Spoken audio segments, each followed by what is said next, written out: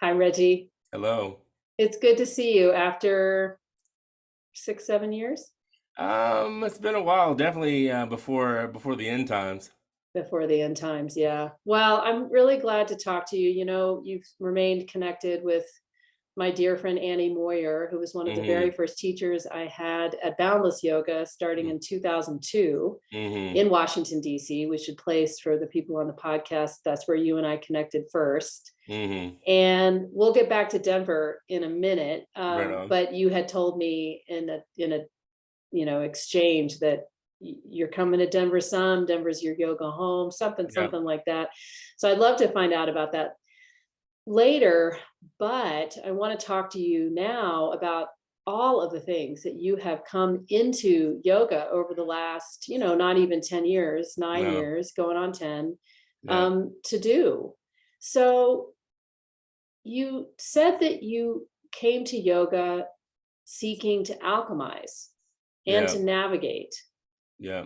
extreme professional adversity. So Yeah. let's talk about, I mean, it's a DC situation. I think there's a lot of professional adversity there.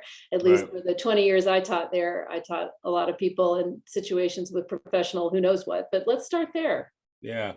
So backtracking a bit, in March 2020, no, probably 2013, I was an itinerant civics instructor for the Bureau of Education of Cultural Affairs through the Department of State and the American Council for International Education. So we would teach civics to these international exchange students that came Hmm. to the US through the Bureau of Education and Cultural Affairs. It was the only job I could get with a master's degree in international strategy and a Yale degree. And so I attribute that part of that to the Great Recession. I attribute a lot of that to racism, but I also attribute that a lot to the fact that Spirit was holding out on me, right? Spirit was just like, look, dude, you trying all this other shit, and we want you to do this, right? So Right, take a hit, right? So now, right. as I've matured in my spiritual understanding, it's not just racism, it's not just all these other things, the Great Recession. It was for me to like settle into the path that I've been given, and some might say that I chose, right? So I applied to, so in that era, so teaching these kids activist stuff and civic engagement.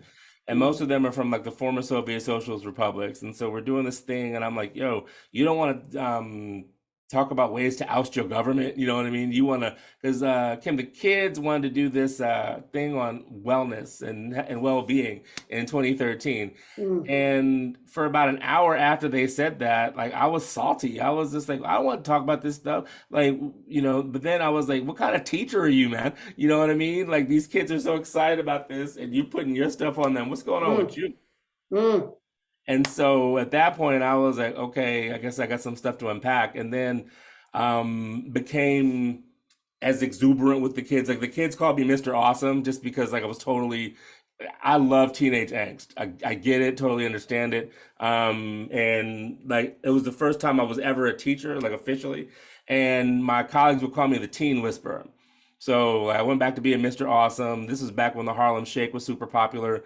And so we did this thing called the veggie shake, and like I had like tomatoes on my face and all this other stuff jumping around.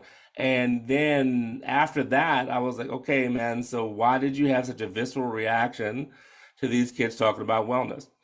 And part of it is derivative from my experience on campaigns, right? So campaign work can be self-destructive on a good day, grueling and awful on an even better day.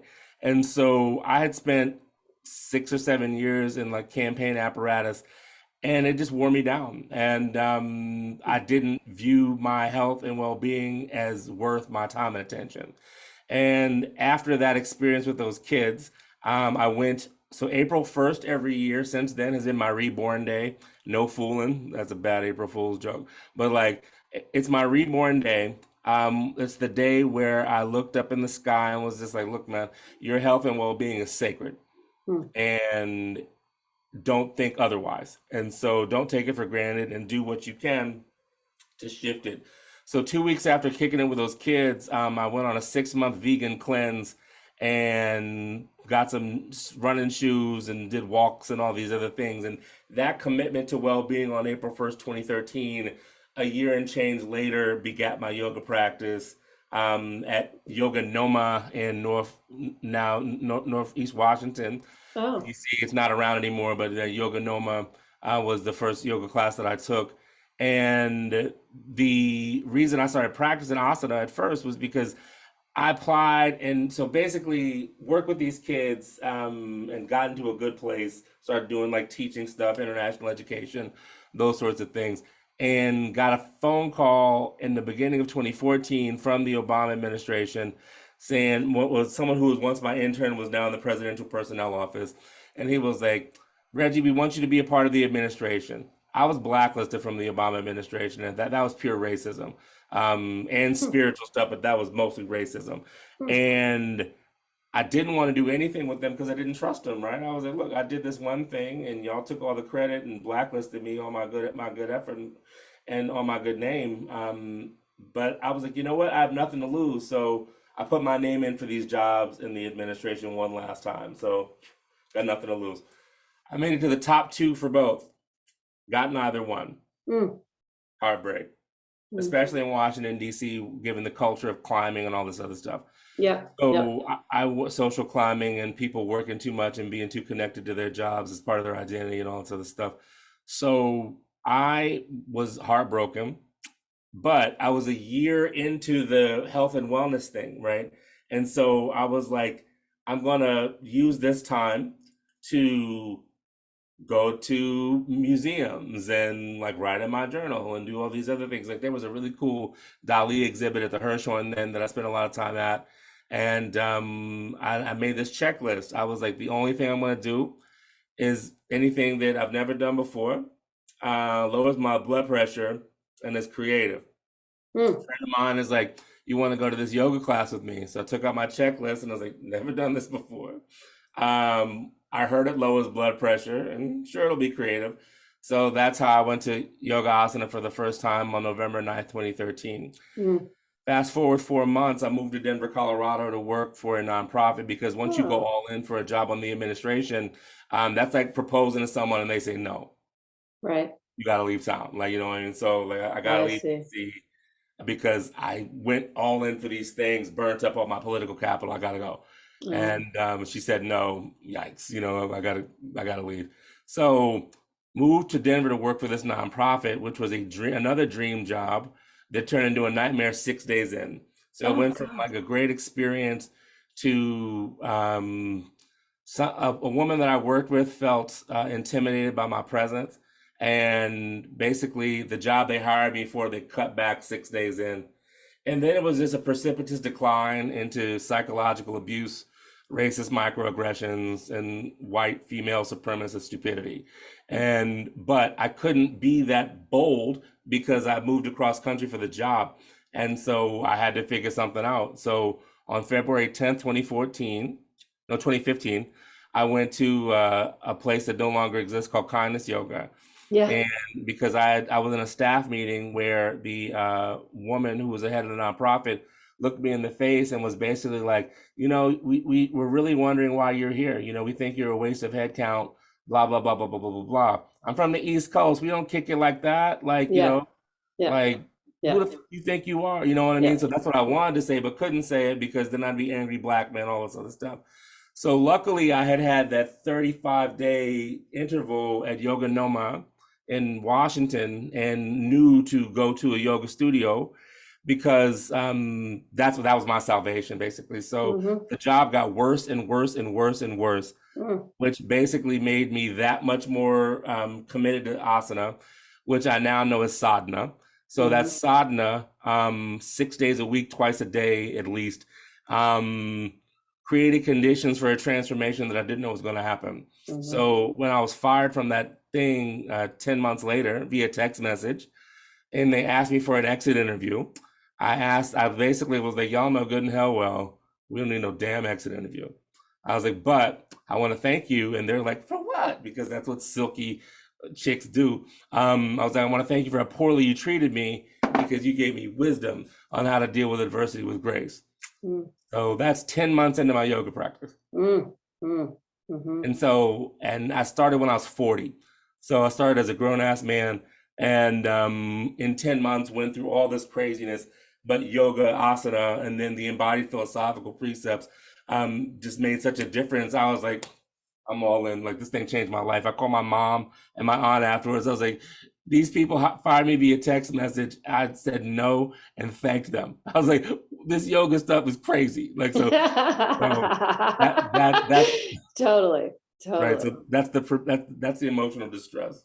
Yeah. So the embodied philosophical precepts, let's talk about how those started to creep in or started to find their way into. I mean, there's a lot of conversation about kindness yoga even Mm, today in the Denver yoga world. hmm. I'm curious about. I don't know if we need to go inside baseball on that, Yeah. but I'm interested in 6 days a week, 2 times a day. That's a lot of work, and I'm assuming it wasn't all yoga asana. So Mostly. embodied, yeah, embodied yoga, But like embodied. yin, and I majored in philosophy in college, and Oh, so gotcha. knew some of the philosophical precepts, but then got into it Yeah, because of that. Like, so the asana was good for the body, yeah, but like I'm a nerd, so like that's not going to keep me, right? yeah, So what kept me was like sadhana and yeah. karma in the sense of the work that you have to do in the world, not the way people attribute it. Like, oh, you're gonna get like you get what you deserve. Yeah, that's not all karma is, but that's another No, that's yeah, another. no, Oh, we should stop for I mean, what do you think about this? Like for years and years, I used to, as you know, I've been teaching since 2002 yeah. because I had my sort of moment. I wasn't trying to change the world with my career prior to that, but I was Right. running from inter and intra familial abuse Mhm. and trauma. And as I look how I look, I am how I am. I went to a school that wasn't, Yale, but similar on the East Coast and had my Mhm. job on Wall Street and all this. But I was so miserable Yeah. because Hmm. nothing there conformed to my values. But I did Right. it because I was trying to escape and be on a one Or way you thought it street. was what you were supposed to do.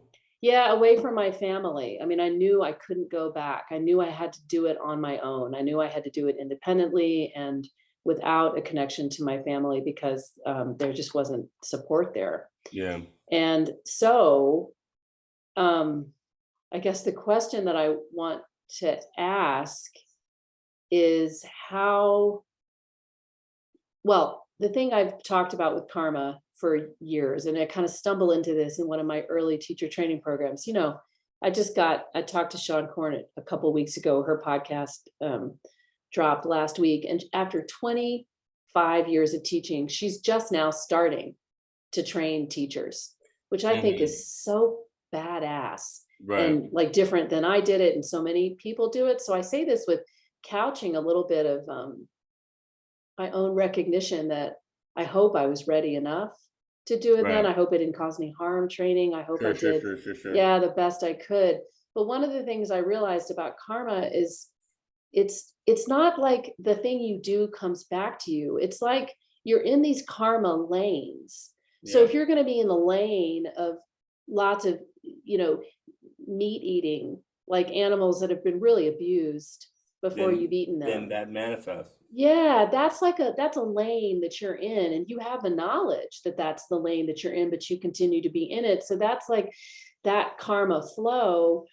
And it's not like if you cut somebody off in traffic, you're necessarily going to be cut off in traffic, but you're also in that vibe, that karma flow of just aggro driving, for example. And it just seems to me if like, your breath is finite, you've got so many breaths to breathe in your Yeah. life. You can choose only so many kind of karma lanes to be in, basically, or Yeah. karma channels or whatever. And so it sounds like, well, you said you get back to that, so please do. But I just wonder if the karma of going in there 6 days a week, twice a day, just started like introducing these new karma Yeah, lanes for you. that's well, thank you for your share and sharing on how Oh, on some of your background. I appreciate that.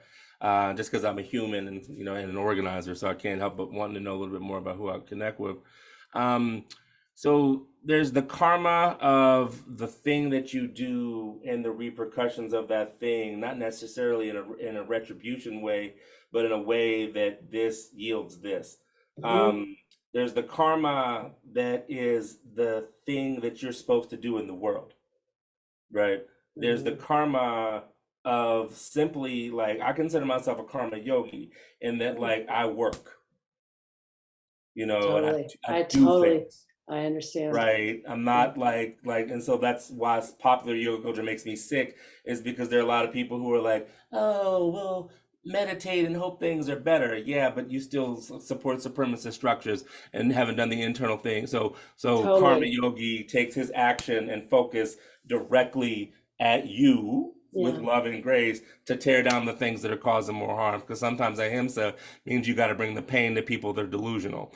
Yeah. So Right. you have to cause harm, so more harm isn't done to other people simply through other people's delusion or avidya, right? So um, all of that work, what I didn't know was building flexibility in terms of like my physical body, but like deeper breaths and creating patterning in the mind and Mhm. creating because I'm writing a book and I'm drawing directly from my journal entries, so I Right. can see my psychological shift because of the aggressive practice in the psychologically destructive circumstance, right? So to Mm. bear witness to over time how it just gave me more compassion. It gave me an opportunity to focus my anger Mm. in an alchemical way, right? So to take the energy of anger, I see. but Okay. use it in a way that yielded my liberation, Mm. right? So using the anger of being treated like BS, and then rather than using it against them, using it for my liberation and my healing, so I could find compassion for the people who were treating me like crap. So, like that alchemy is rather than allowing the anger to destroy me and be directed at them, I took that energy, poured it into myself, got deeper into embodied philosophical and deeper asana practice, which just basically created more compassion, allowed compassion and discernment to arise, Mhm. and gave me the space to bear witness to things as opposed to feel like a victim. Yeah, so I'd love to unpack that part, the bearing witness to the thing versus being a victim. I mean, I'm not even sure how much to like blow it open this early in the talk, but I want to, if it's okay with Yeah, you. go for it. So there are not many Black men teaching yoga on the stage like you are, but also with the kind of impact that you're desiring to have. Yeah. And that thing you did at Kripalu last week, oh my God. So yeah, please, Yeah. can we, I mean, dude, oh my God. So let's talk Yeah. about what you did at Kripalu, Okay. maybe as, Whew. if I may, a Yeah. manifestation of a lot that you've been working toward, Yeah. and the change you are seeking to be and to see in the world. Yeah, so we're fresh off the heels of that. Thank you for bringing that up because one thing Yeah. I'm really good at is not remembering all the cool stuff I got going on Ah, because it's a lot. yeah. But can't look, so ain't that many brothers in the game, Right. right? And the murder of George Floyd in 2020 was basically where this is where it's good to be middle-aged and black. So I was like, okay, white people got a bit of a conscience about black people, but that's only gonna last about 6 months because white people don't like being uncomfortable. Right. So like I had just launched Active Peace on April 4th, Ugh, 2020. what? So a month and change after that George Floyd gets murdered, we're looking around. Ain't no brothers that you can speak to. So all y'all got is me, and I'm working for Move On at the same time. So like I've got my political stuff. Like I bust onto the scene as a teacher, and Kim, I basically made a leverage bet. I was just like, yo, Yeah. white people are only going to pay attention for the next 6 months. So I must just not stop talking. Reggie, you're working to our strategy. Yeah. So Yeah. basically, in that 6 months, Yeah. I did the Harriet Tubman thing and broke loose, and I'm free, right? So like in the 6 months of focused attention with everyone at their house, like I taught a ton and became a household name while people are stuck at their house. Right. And so when 6 months later, Casey Goodson was murdered outside of his house for eating a sandwich, and white folks didn't do all those black squares, and I'm in solidarity once that faded away, that allowed my Buddhist practice to arise because I was like, I'm deluding myself into thinking that white people are not going to act out of anything other than their self interest and the shame reflex. And so I will start to love myself so profoundly that I don't need you. Yeah.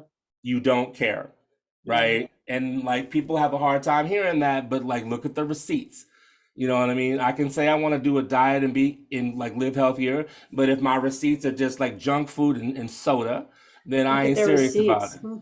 You know what I mean? And so like in that break from hoping that white people care about me the way I need to care about myself, and not just white people, white culture, Yeah. because there are like people, and I'm trying to get better about that in my language. Like there are well-meaning, beautiful white people that view us all as equal, but white culture does not. Yeah. Right. And so like in like I was like white culture will never care about me the way I need to care about myself. So I Mm. began to love myself so profoundly. And like you can see over here, the patron saints of active peace yoga are Prince and Jimi Hendrix, Yeah. right? So unapologetic black male creatives who lived from the heart and burnt down anything else that was in their way. Yeah. And so, like, if those are your creative influences, look out, world, right? Because I remember when I Totally. first started teaching more, people were like, you know, so and so super political, and I was like, I just help impeach Donald Trump. Like, Becky needs to be worried about me. Yeah. I ain't worried about the politics in yoga land. Get out of my face. Like if this black dude can rise to the top of move on and be a key influencer in impeachment, y'all need to look out for me because I just conquered one system and I'm coming after you. So Yeah. anyway, that commitment to loving myself and freeing myself from the delusion that anyone's going to care for us manifested in 2022 being like epic. I mean, I also had a really profound death in my life in 21 where my cousin passed away, the equivalent of my brother, Mm. and he was younger than me. So it was the first time that I had not, it was the first unexpected death that was so close. Mm-hmm.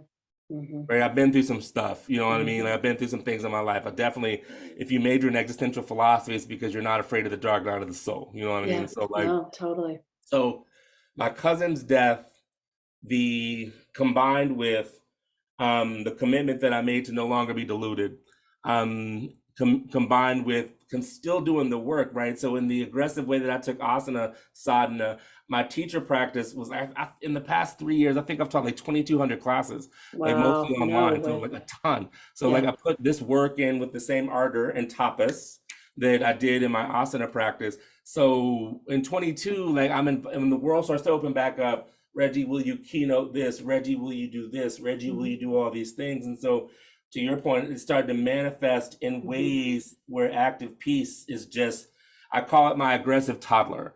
Like active peace is just over 3 and it's got all the words. It didn't start walking, it started running and Yeah. then it sprouted wings and took off. Right. Right. So, this thing at Kripalu, like Healing Retreat for Men of Color, I was at Kripalu last year on this thing called an activist in residence program. So again, only teaching 2 years, recruited to come to Kapalu, all these other things, right? Yeah. So they were like, you know, Reggie, we want to be supportive of you and like we want to help you as a teacher and we want you to do anything. I'm like, anything? All right. And they were like, yeah, what do you think? I was like, I want to do like no one is doing anything for black men ever, anywhere. And so if you can help me like create conditions to have a healing retreat for us by us, Yeah. that's what I want to do in the world. Funny Yeah. story. So backtracking a bit to come back forward, I did my 300-hour teacher training through Tranquil Space in Washington, D.C. And so in most trainings, ain't that many black people, much less black men.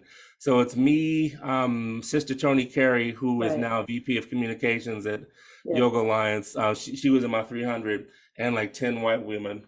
Yeah. And they were like, Reggie, what are you most afraid of as you prepare to go out in the world and teach? I was like, permission to speak freely? They're like, yeah. I'm like, y'all. Mm-hmm. I was like, because when white women die, black men. When white women lie, black men die. Like that. Like that's a story as true as apple pie and baseball in the United States. And so I was like, I am terrified of y'all. Like, and this is pre-pandemic, so it was like studio models are full of y'all, and I can't teach the way I want to for fear of being objectified or lied on. And Mm-hmm. so the beauty of the pandemic happening is I set up my virtual shingle and I was like, this is what I got. And Yeah. if you don't like it, don't come. Right. Yeah. And so I was able to teach on my terms and the Yeah. universe being what it is. Most of my students were white. And I was like, oh gosh, wow, this is funny. And so I had to work through the thing that I was afraid of. And while working through it and creating a community that is interracial, intersectional, all these other things, this experience that I just had at Kripalu was like the answer to my deeper prayer, because I wanted to do something for people who look like me. But I couldn't get that until I worked through what I articulate as my fear. And Oh, so interesting. Huh. this experience at Kripalu, we had 17 Black men, ranging in age from 23 to 60, all walks of life, intergenerational. Like there were like queer couples and straight men with kids. Like it was just all an intersectional understanding And of, boys. I mean, you had a and yeah, boy. You had a right, boy. right. So like, and a young one just out of college, right? And Yeah. so like to be Yeah. in the entire spectrum Yeah. of color and masculine identity in healing space. And we had people who were like, so it was me, like they started calling me Gandalf the Black by the end of the week, because like, you're a wizard. I was like, I'm just doing what I'm told, man. I'm just holding space, and Yeah. magic just kind of sprouts out. But to have people who have an advanced practice, so there were 2 or 3 teachers, and there were people who only came because their wife told them to, or their mama forced them to. Hmm. At the end of the week, we left as a brotherhood. Yeah. So to go from strangers, some people were like, yo, if the first class sucked, I was gonna go home or like never show up to class. But my energy was so profound that even the ones who were skeptical were like, but I can't get mad at you. You know what I mean? Or like, you're just so compelling. So Mm-hmm. to have been able to hold that space during the remembrance of George Floyd week, I know. right? So I to hold know. space for Black healing at Kripalu during George Floyd week. And the last part of that is because I know the nature of hybrid learning, right? So, and my teaching practice was born online. So always, if I have a chance to do something online, like that's what Yeah. I do. Like Yeah. it's not just in, because I never felt comfortable in the studio model. Number one, because you were paid per capita. Number two is because there was just no spots for people like me. I mean, Yeah. I could be the sub, and oh, why don't you teach more? I was like, because y'all don't want that. You want me to be the fun sub, and I don't have time to go to 19 studios a day. So, Yeah. but Oh, anyway, it's so, I mean, even for people who look like me yeah, and are teaching wherever in whatever city, the hustle is it's real. so real. But you had no models. There's nobody who was teaching like in a way that, and with the presence and with the lived embodied experience of teaching. Mm, So that, back to the fear that you were expressing at the end of your 300-hour program, I just want to like, you know, amplify that, but ground it. There's something I like, you know, kind of anchor it, I guess, or anchor our conversation, or and honor that, because that had to have also been, I mean, scary to think like, am I going to go out and hustle and like put my actual body out there as I'm demonstrating poses, as I'm explaining stuff, as and getting up in front of these people over and over and again. I mean, I don't know how you feel about Washington, D.C., but you know, one of the things I'm experiencing, my kids are experiencing in Denver is the, it's just, I don't mean to, you know, like drag Denver over the coals or whatever, but yeah, it's not diverse, man. no, God, It's it's not diverse. just, It's different dude, shades of white people from the Midwest. dude, I just, Yeah. and I guess, you know, You're grow from like, out here, so that's especially hard because oh, everyone thinks you're from the Midwest, and you're like, yo, get this fake nice. Yeah, I get it. To DC from Colorado in 16, I saw more Black people yeah, on the red line. I know.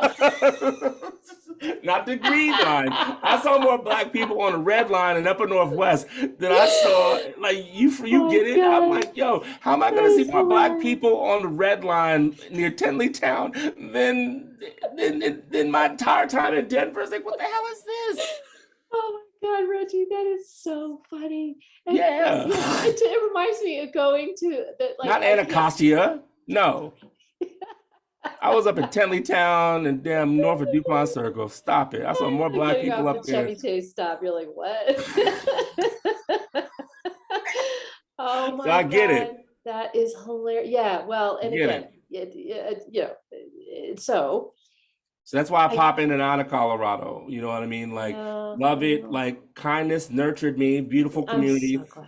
and nurtured me during. So the most, it's interesting. So the most racist act that happened to me in Yoga Land happened in Washington, right? So like in like the Washington yoga scene where it's not that Really? diverse in chocolate. Yeah.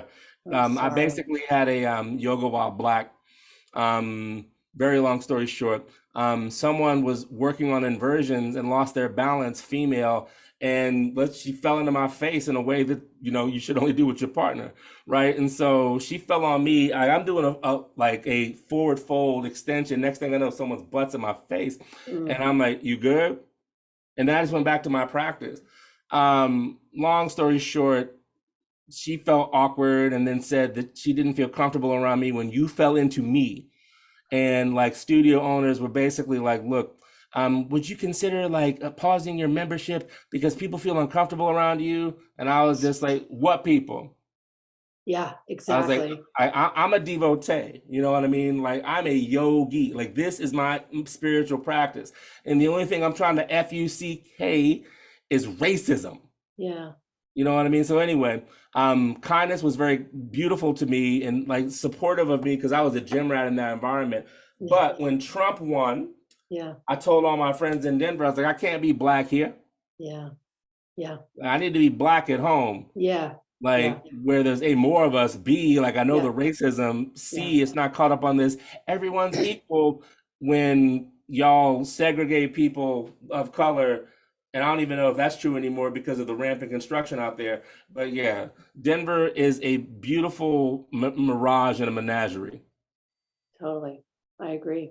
with a whole bunch of people who there are good people who are doing things out there, Yeah. and there are also a whole bunch of yoga folks who are caught up on like the asana centric feel good stuff Yeah. and not like I was interviewing with a publisher recently about my book, and they're like, why is your stuff so dark? I was like, because I'm the king of sorrow.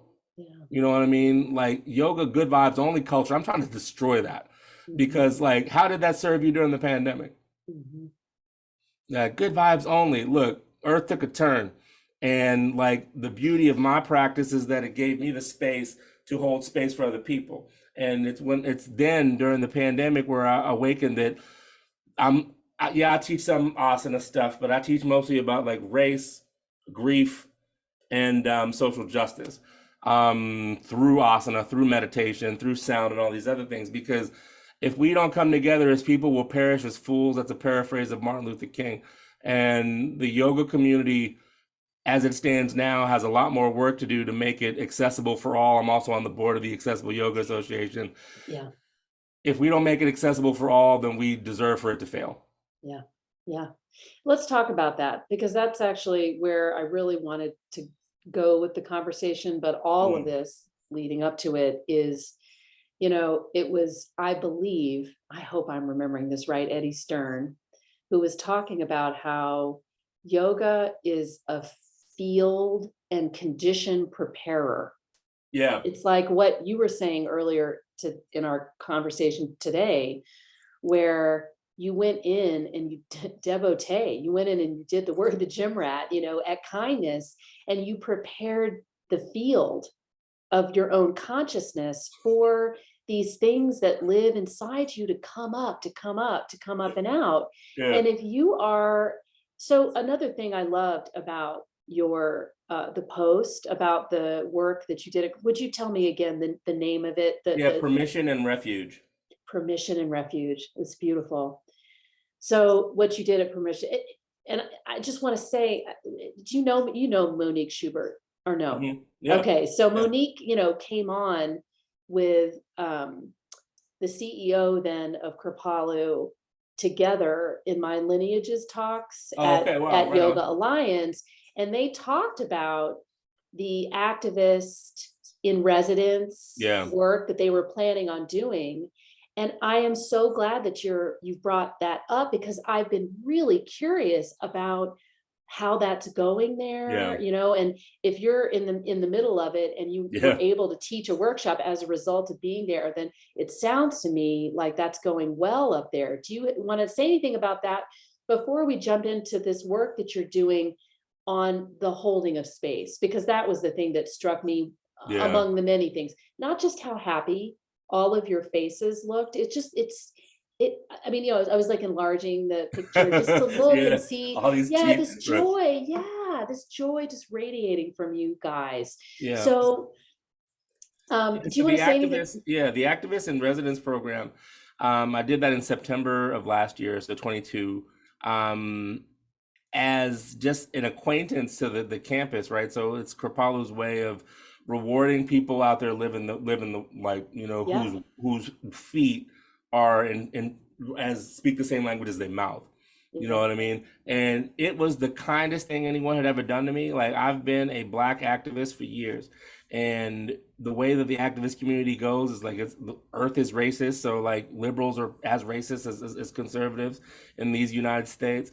And when you succeed at your job in activist spaces, it's supposed to be this way, so no one really celebrates your work. And if you fail, it's all this stuff that you carry with you. So for someone to be like, "We see you in the world, please come and rest," I was like, what's the catch? Yeah. Right? But got over it. Permission and Refuge was born out of a conversation at Kripalu, right? Because they were like, "We really want to partner with you and help you do anything." So like, them allowing me to be there for a week and then just heal and rest. Last year, like I said, keynote speeches and all this stuff, like Reggie I saw Global that. Yeah. exploded Yeah. globally Yeah. in like weeks. So because that's just how spirit works with me. But to go there and rest, then be welcomed back as a teacher only 3 years into the game, right? Because I've even said that to someone recently. They're like, "You've only been teaching for 3 years." Like, never mind my 47 years of lived experience and the ancestral favor that I have to get here. Like, I'm the embodiment of people's prayers, and you're doing this stuff in a pedestrian milquetoast manner. Like, don't get me started. But so to be an activist in residence, then be welcomed back as teacher, and now like, I'm so loved there that I'm having a direct impact on their culture. Yeah. Good. I'm The so glad. joy that we embodied that week was concussive, right? And it was also defiant because it's me, right? Like, so I was like, "Look, brothers, I don't want you, like, people are gonna wonder how you so happy, and most white people want to know how, and it has not a damn thing to do with them, right? So be happy, be joyful. You belong here just as much as they do, right? So like, in that, our joy was so powerful that it impacted not just the present state, but I would venture to say that it impacted some of the ghosts and demons of white Mhm. supremacy that are there, right? So unleashed Black joy shook the tree of Kripalu. And think about the way spirit works. Kim, the board was there. So the Yeah. entire board of Kripalu was there as I'm doing this retreat, Good. and they got a chance to feel it. Like, they got a chance to see me just unleashed, as opposed to like a square on a screen teaching them about the coronavirus, right? And so that experience as activists and residents got me in, and now Yeah. I'm there. I mean, with this, part of me, this podcast initially was practicing well because I wanted to talk to people about practice, about Yeah, how you can consume the yoga, which is how we have, for the most part, presented it in modernity, right. and how younger practitioners, younger, I should say, people, younger yoga interested people, in my opinion, come in and they scroll Instagram. And if they are not able bodied and white and female, they're first of all not going to see anybody that looks like them. If there's, well, I don't know, actually. I don't know if that's totally true because, of course, my Instagram is algorithmed to just show me shit that looks like me. Right. I mean, I feel really, really trapped by the social media algorithm because, I mean, it just feels like that Netflix, just like the Black Mirror thing. I don't know if you know Gia Tolentino, but I'm just now reading her book on called Trick Mirror, which makes me think of Black Mirror, but Trick Mirror, about how it's just like, we are just in these constant exercises of self-delusion, and you've got you got to work hard, like not to say yes, work hard not to keep. So I want to say that my lived experience of looking at Instagram and looking over other people's shoulders who look like me doing, it's just a bunch of white able-bodied soft porn, bathing suits on the beach and stuff like that, Right. and so what jars me and upsets me about that is that it doesn't feel or look like anything I've ever experienced in yoga in this depth practice that I've always been I think trying to be in. Hmm. And so, sorry, this is a long-winded question. I No, didn't mean for you're it to good. be that way. All good. What How are you caring for yourself in the midst of so much demand? Because let's rewind, like back Mhm. to the 80s, 90s, when again, white able-bodied women and artists who are probably also white because they had intergenerational wealth that allowed them to Right. be societal dropouts and Right. easily go be artists and take a bunch of yoga and do work trade or Right. whatever. Right. And so, and just have a much more like quote laissez-faire sort of, Mm-hmm. approach to life.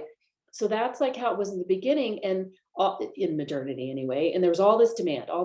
Classes were huge. There weren't so many teachers. And now you've just got like a sea of millions of teachers, but Right. the tiniest fraction that are teaching what you're teaching Right. from your number of years on this earth, your lived experience, as you were saying. Yeah. And so there's obviously, well, I should say obviously, I'm so happy to hear that there's so much demand. But Yeah. how are you able to hold? That's the thing. You in your Instagram thing, you were like, I have a preternatural ability or preternaturally really good ability, whatever it was, to The hold whole space. space. So are we holding enough space for you? I mean, are we helping you Mhm. do this? And how can we, Well, if one, not? so this for those of you who watch this on video, like I have all these gongs and sound stuff. So behind that big gong is a room that has like 14 gongs, different pitches, different tones. So when I get back from concussive, explosive events like I just had, I spend a lot of time in that room back there, quiet in darkness, and just play for a while. Then I'll sit, or sometimes I'll fall asleep or whatever. But just being surrounded in darkness by vibration allows me to shake off stuff, and also be with what's present. So I mean, because honestly, I'm not the same dude that left his house now that permission and refuge. And plus, I was at Summit at Sea, right? And so, like, I'm not the same dude now that I was when I left. And I knew that when I left. When I left, I was like, this is one of those vortices that when I come back home, Hmm. whoo, right? And Hmm. so I Hmm. spent a lot of time in darkness and in sound off the road. I'm becoming more discerning with what I say yes to, right? And seeking out. So one of the blessings of being at Kripalu is that I met in real life and became quick, fast soul friends with Sonia Renee Taylor. Mm. Right, so Sonia and I are now like, so you're from you spend a lot of time in the DC Metro, so you'll appreciate this. At Kripalu, like I showed up in like a sky blue tracksuit, like a checkered Kangol with like Prince glasses, like Yeah, I saw that picture. It was good. after walking down that, like Sonia and I were doing like B-boy and B-girl stances in the Kripalu lawn, and then it burst out into an impromptu rendering of the butt, right? And so we're just like doing the butt in Kripalu's lawn, right? And so, so I say all that to say, like being around other people in this work and just being our free, loving selves, not caring about conformity, because part of the reason that there's demand is because I'm the counterculture. Mm. You know, you can't have Prince, Jimi Hendrix, and what you can't see above that is Martin Luther King Jr. Mm. Like, I'm the counterculture, and by design, you know what I mean? Like you're Yeah. inviting me to these festivals, which I could say no to, and then you wouldn't have any diversity. Oh, sucks to be you, right? But like, Right. I'm decidedly choosing things that I want to do, and or saying no to what I don't want to do. And the beauty of launching my shingle during the coronavirus is that active peace is mine, Hmm. and I have enough of a following where I say what I want, Hmm. do what I want. Mm. Maybe that includes you, maybe it doesn't. Just because I did something once doesn't mean I'm going to do it again. Hmm. Right. And so that's one thing. So, and holding space is that the beauty of being an organizer, of having been an outcast alien most of my life is that I've had to cultivate two things. One is self-awareness and the ability to interpret, right? So to know who I am, but also receive all of these different things in order to fit in. Or, I guess the other word that people use is code switch. But that code switching is not who I am. Like it's a something that I had to be, but it also gave me wisdom on how to interact.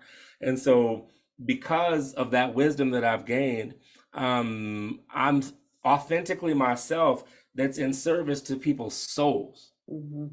What's happening in yoga land right now, it's a whole bunch of like bullshit rooted in artifice. Like I speak to your heart and soul, right? Yeah. I'm nowhere near as like raw as I was earlier in my teaching career. But when the pandemic first got in and everyone stuck at their house, I was doing some interview and I was like, so that pretty picture of you in Hanumanasana, how's that helping your soul right now? Yeah, totally. It's a good question. Right? All those pretty pictures and like tight pants showing off your butt. Like everyone's stuck at their house. You know what I mean? Like Mhm. I give gratitude for the fact that I studied yoga asana while under extreme, terrible situations, right? Yeah, because Because it it, was a refuge for you, it I'm was a sure, every refuge, time, right? right? And so I can hold that space because that's how the practice manifested itself to me, I see. Uh-huh. right? Because it was always refuge, right? Right. As in terms of my intention, and luckily, kindness was a dojo that allowed me to find refuge. And so I know what it's like to have extreme anger and just need someone to hold space and not say nothing.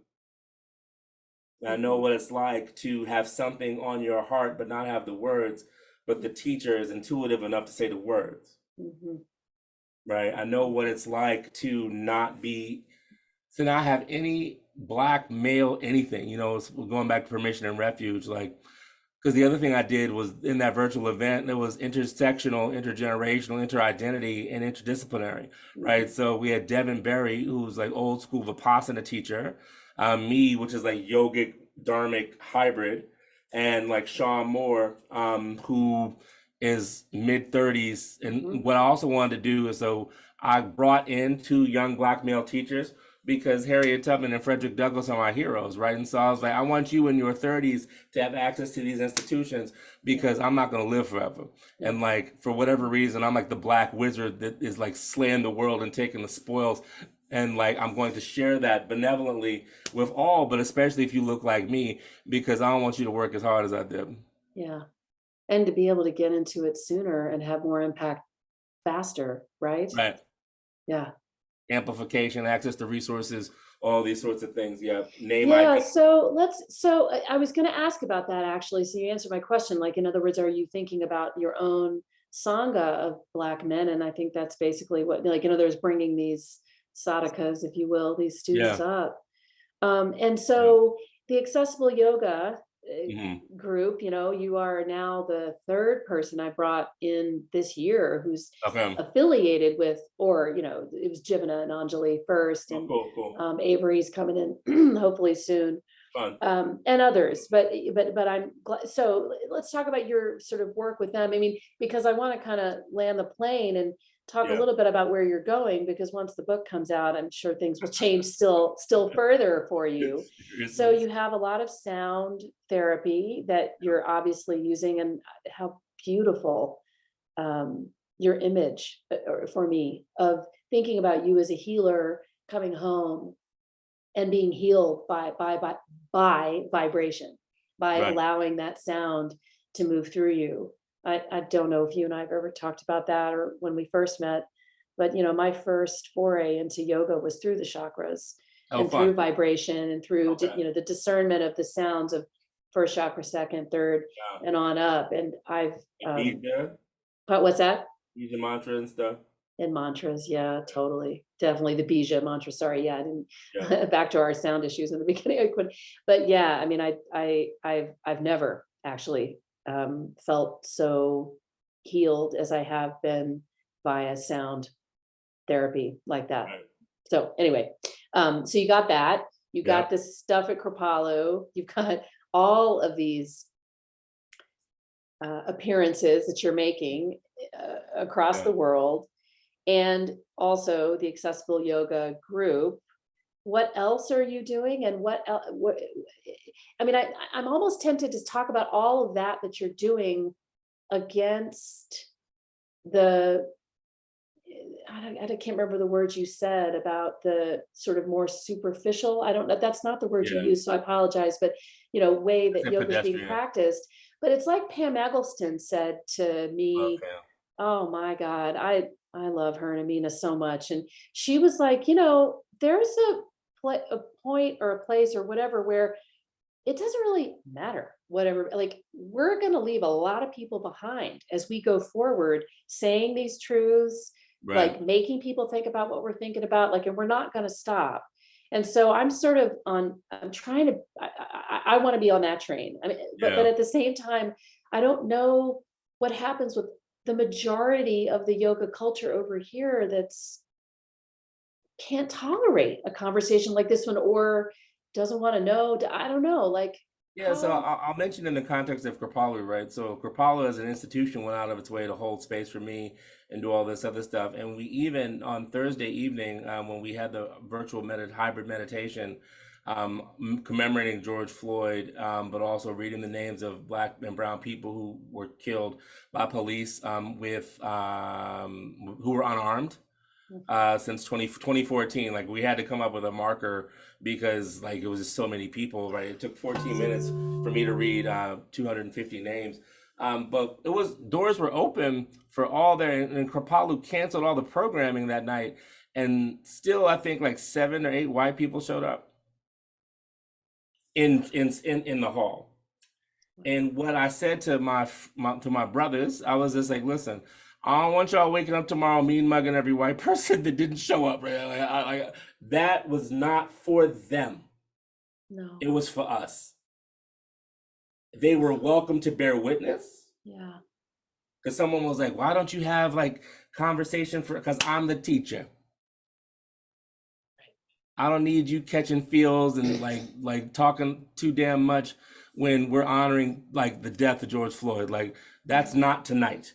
Like if I do other stuff, I'd love to create conditions where we can have cross-racial understanding because, having gone to an Ivy League school and grew up in the burbs, like I'm one of the few Black teachers at all that can talk to white people, and done most of my training. I did my 200-hour with Faith, but all my other trainings have been in like white school with white teachers. Like, so with South Asian influence, but like definitely white. So what occurs to me is that even if they didn't show up, that I and people in like me exist, and that are unapologetically calling in folks. But also, I don't really care what you have to say. You know what I mean? Like these are facts. Satya, like read your yamas and the yamas, cat. You know what I mean? Like Satya, this is the truth. Yeah. And if you don't like the truth, then you're not practicing yoga, right? So I can't really kick it with you like that. Yeah. So you can get all up in your feels, and this is uncomfortable. Guess what? Yoga is not a practice of comfort.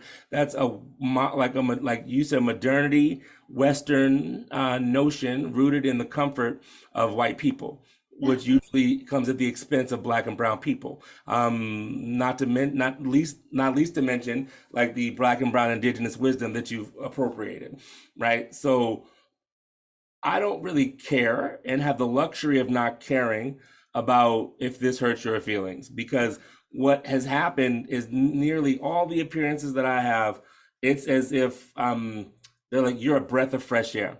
Yeah. Right? Because my teaching practice is rooted in the present moment, not years of this. Like I'm rooted in right now. Right. And so almost in a sense, like as a sense of prophetic understanding, like I'm speaking to these times through ancient wisdom. Yeah. Not, I've been doing this for a while. And again, like blessings to those who've been doing it for a while. That's not what I'm saying. What I'm saying is that like my teaching practice was born of this moment. Yeah. So I'm speaking to this moment. Yeah. And if you can't speak to this moment, shut up. Yeah. Right. And give us the mic. Completely. Yeah. Or like I'll take it, right? Or like I've got four mics here, right? Like I don't, yeah. Yeah. Yeah. So I really appreciate that answer, and I thank you for it, because this body of work that I'm trying to build, it started out via this straight up like 101, what is lineage and why or whether. Hmm. Why does it matter? Does it matter? So I have as many post lineage and meta lineage and lineage embracers, whatever on this in this podcast. But what it is now evolving into is that I don't want to say point counterpoint, but I just this body of work for the yoga interested to learn, where they could learn from someone like you, be exposed Hmm. to somebody like you, but also for the many people in the audience who, I mean, I'd like, I wish, I'm trying to diversify my audience. I do think that it's respectably so, but it Yeah, needs yeah. more. There need, so I just, I, basically I'm trying to build up this body of work of voices together to Hmm. be taken in, to be listened to, however the audience wants, whatever they're doing the laundry, whenever they're going for the walk, whatever they want to learn, what Right. it is that they are doing in their practice to become their best self. Right. So I say that's a long way of justifying or saying to you that I am trying to present a body of work that's doing the work. I'm trying to do the work. So if you decide that this is not a question you want to answer, I totally Yeah, go understand. for it. But given that, I'm trying to present this the way I am, what do you recommend, or what would you recommend to someone on my side of a conversation like this one, who is continuing to try to do that work? Yeah, keep it up and just remember that not everyone who plants seeds reaps the harvest. Mhm. You know what I mean? The work of unlearning, which is the blessing of yogic practice, right? So remember, I told you that I had to unlearn the self-destructive ways I was treating my physical body.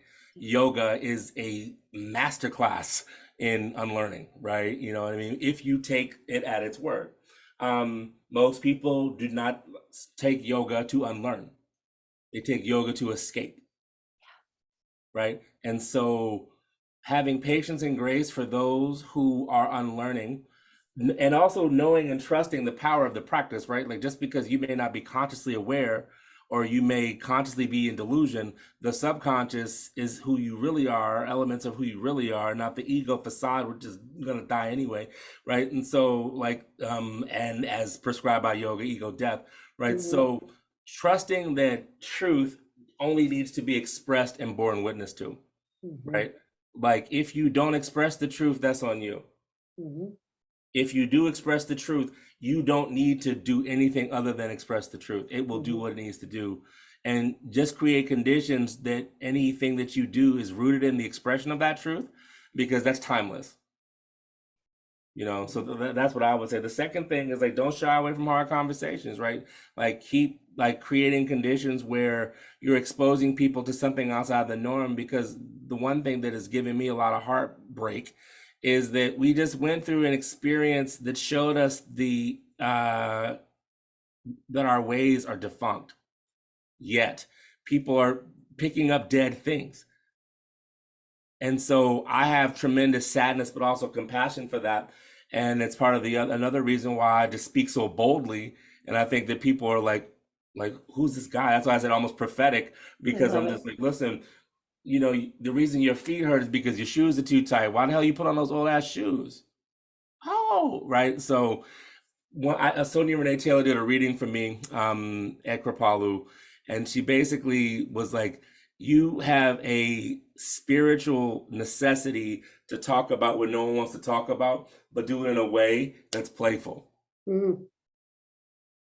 So talk That's about great. race playfully. Like I talk about, because one of the things I say in mixed race groups, I was like, "So who here wants to deal with this?" and no one raises their hand. I was like, guess what? We have something in common. I don't want to deal with this either, right? And so people, like, it diffuses them, and then we can have conversations rooted in that connection, as opposed to me being like, this is why white people suck. Ain't nobody got time for that. Like, even if it's the truth, there are more skillful ways to deliver your message. So keep it up. Speak the truth, and speak the truth from love, because love is a leavening agent. You know what I mean?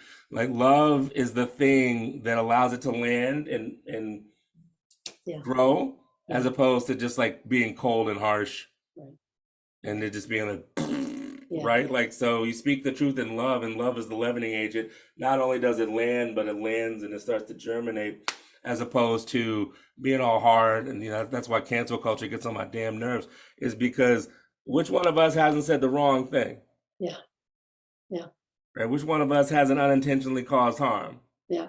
Cancel culture is derivative in white supremacist norms. We can't deal with diversity, so we want to kill it Right. Oh my God. or squelch its expression. Yeah. And the gift I've been given is not only in terms of appearances, but yeah, I feel like, so I grew up in the church, so a lot of my illusions are biblical. Yeah. Same.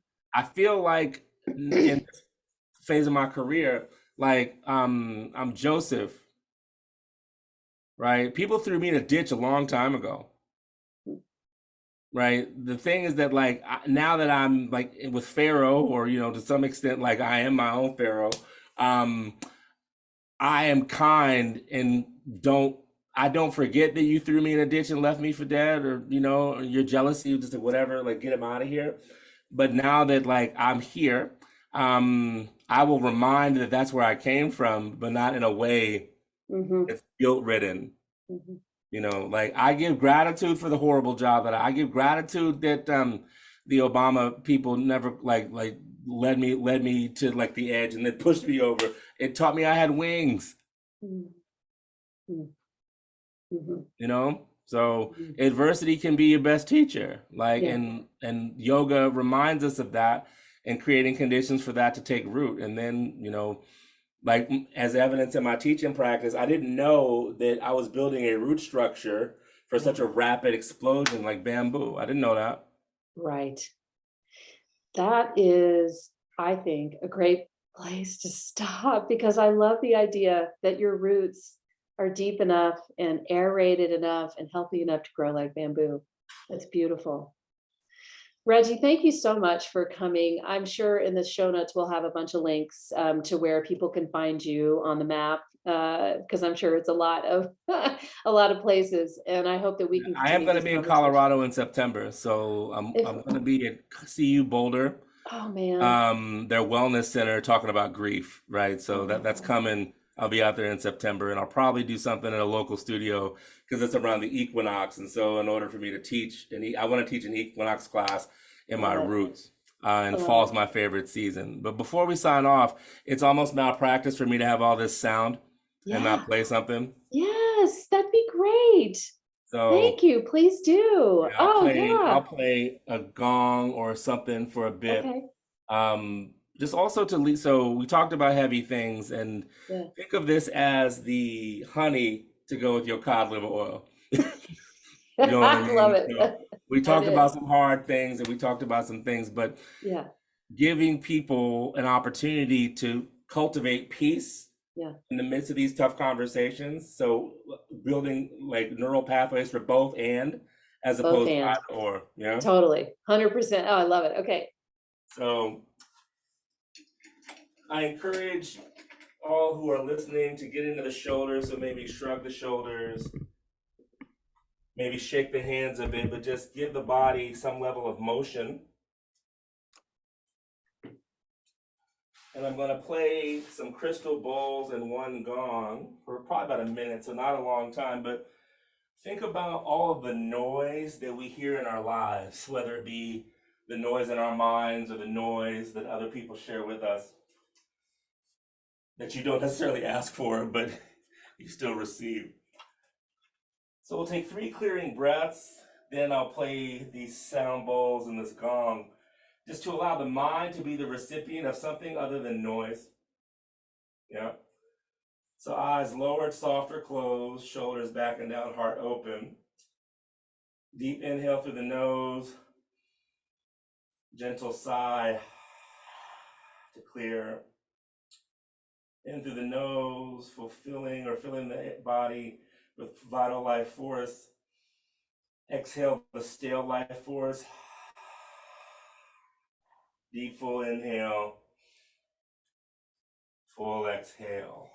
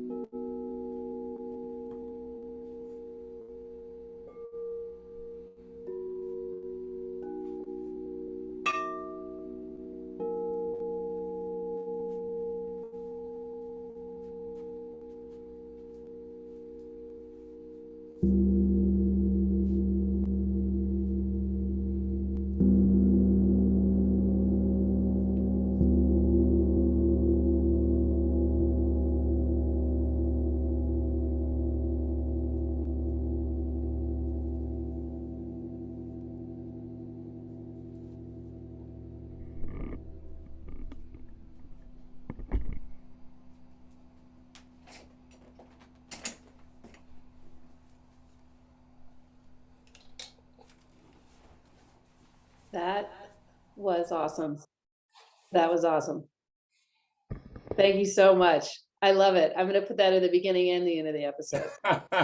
Reggie, thank you so much. It is such a pleasure to see you after these several years, and I will definitely be there in September, wherever you are. I'll find out on Instagram, but hit me up, make sure. Maybe hopefully you can go out for coffee or something, anything. Yeah, for sure. And I want to thank you because there's so it's you, Ariel Foster, Akil, Akil. yeah, who when I was just getting started in this thing, like your approach to this wisdom was essential for me, right? So the way that each of you, whether it be through alignment stuff or your approach or the way that you talked about it, wasn't like airy, and it also wasn't like we're just going to do the same thing over and over again because this is the thing between 5 and 6, right? And you're going to come through this, do the same disgusting sequence, and then not be personally transformed, right? And so the way that y'all held this wisdom when I came back from Colorado